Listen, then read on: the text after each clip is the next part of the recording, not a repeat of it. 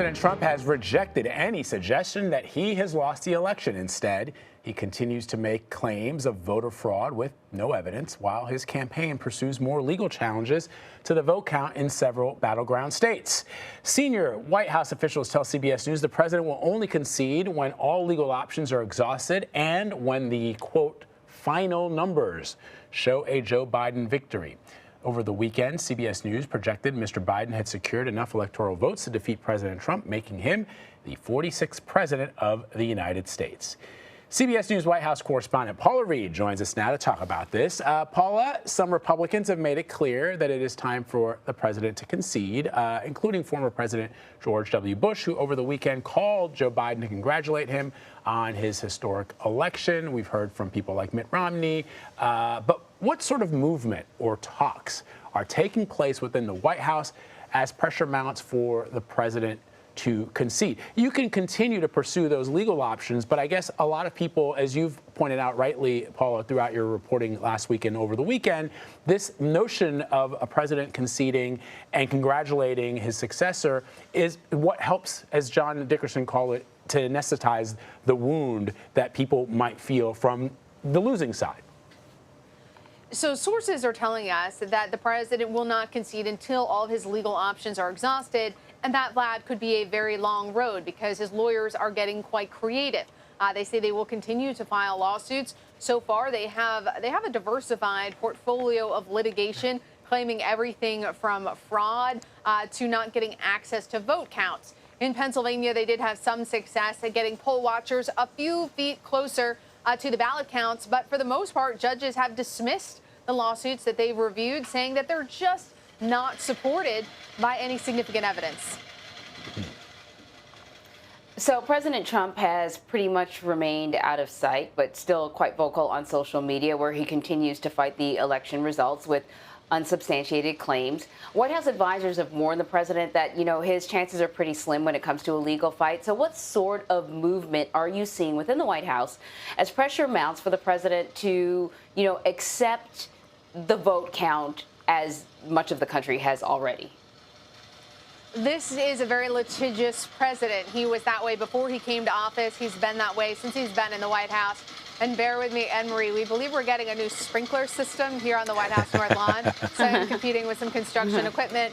But his lawyers are continuing to work. We're still waiting for the final ballot count in several states, and they believe that their best chance actually lies in a Supreme Court case in Pennsylvania, arguing that the ballots that came in between Wednesday and Friday after Election Day, that they should be thrown out. Now, the Supreme Court already declined to get involved in this issue, but the president's lawyers, not just the ones that play lawyers on TV, but his actual lawyers who do the work behind the scenes, they tell me they're watching very closely to see what the final margin is in Pennsylvania. And if that margin is smaller than the number of votes that came in during those 3 days, they will ask the Supreme Court to look at this. They believe this is just being aggressive, defending their client as they continue to wait for these votes to come in.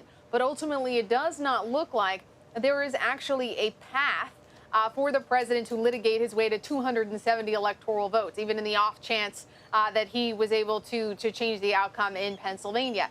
Now, even if they lose every argument in every case, though, this has a parallel purpose, and that is to rile up the president's base and, of course, try to undermine confidence in the legitimacy of the incoming administration. Yesterday, Paula, the president's campaign announced that Congressman Doug Collins of Georgia will lead a recount team in the state. In a statement, Collins said the Trump campaign is confident the recounting group will find, quote, evidence of improperly harvested ballots. If this were the case, how could it impact election results in Georgia? I guess a lot of people are just sort of wondering if these legal challenges, the question is the president out to change the results of the election, or just to point to the fact that in some states and in some districts and some counties, there are voting irregularities, which should be investigated and if found, prosecuted. But is this about changing the results of the election, or is this just about doing just that? Well, anyone who is representing a presidential candidate who lost by these kinds of margins would want to do their due diligence. You're going to file for recounts where you're eligible. If you're willing to pay, do that. Try to litigate. But again, so far, judges that have reviewed these lawsuits have said, look, you're not bringing substantial evidence of fraud. Now, a recount is a little bit different. And in Georgia, it's still too close to call, but Biden has steadily expanded his lead. Now, Joe Biden does not actually need the electoral votes in Georgia to secure his election. But this would be a really significant accomplishment for the Democratic Party, which is why this state takes on a greater significance for both sides. Stacey Abrams is credited with really laying the groundwork for Democrats to break through in this traditionally ruby red state.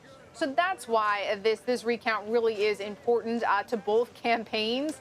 If it turns out to be a Democratic victory, that's a significant loss for the Republican Party. But again, a recount, if you're eligible, it's certainly something that any presidential candidate's attorney would try to pursue for their client, even if it won't change the ultimate outcome.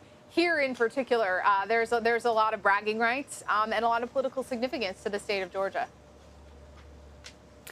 We talked earlier about the president conceding and the whole idea of a peaceful transition of power. But, I've had people text me over the weekend and say, oh, if the president doesn't concede, he gets to stay in the White House. And even though I've tried to say that is not the case, we are swimming in misinformation. And so can we just talk a little bit about conceding, whether he has to officially concede, the peaceful transition of power, the long history here of that, and whether or not there is talk about perhaps the president being more resistant to that in the White House? Well, let's look at what the president, Anne-Marie, has said about this. He was asked about this back in a couple months ago.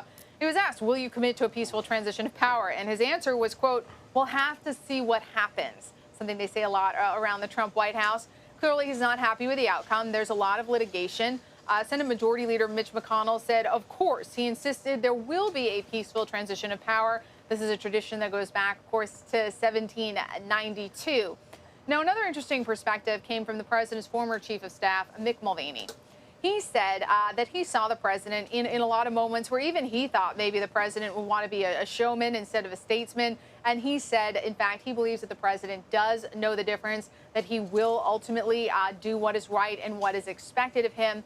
But again, all the advisors around the president, they keep coming back to this idea of the numbers of certified results needing to prove a Biden victory, and then they will continue this litigation. But from where I'm standing, once they get those certified results, the only real litigation that they'll likely have left that could change any of the math would be that Supreme Court case in Pennsylvania. The court has already passed. Unlikely they'll take it up. So once they get those certified results, then I think that's when you're going to see some more serious conversations about conceding. But right now, they're litigating because that's what they do here at the Trump White House.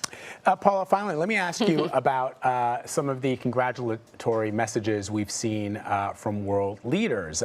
We've seen folks like Emmanuel Macron and, of course, Boris Johnson, but also some interesting ones like the Prime Minister of India, who had a very sort of moving congratulatory message to Kamala Harris based on her Indian heritage.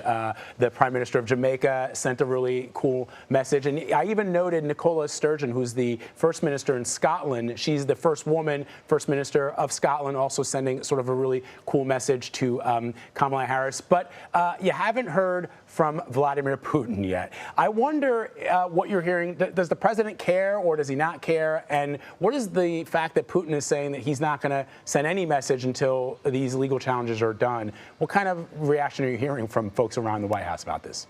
Well, once again, the Trump administration and Vladimir Putin on the same page in terms of their rhetoric. There's nothing wrong with a foreign country saying, look, we're going to wait until all the T's are crossed, the results are certified. But this is a unique, very adversarial relationship, and one that has caused a lot of problems for President Trump for allegations that he was not tough enough on Russia, that he will argue that he was pretty tough on that regime. What's going to be so fascinating, Vlad and Anne-Marie, to see over the next year or so is how the Biden-Harris administration goes to reestablish relationships around the globe. There were some concerns that the president tried to flame that the former vice president wouldn't be as tough on China, for example. So the foreign policy is going to be fascinating. Perhaps they will be traveling around the world to greet leaders, to reset some relationships, and make clear what the Biden-Harris priorities are going to be going forward and how they are different from those that we've seen in the Trump administration. They've already signaled on climate change and some other accords that they're going to reverse the decisions of this administration. All right, Paula Reid, thank you so much.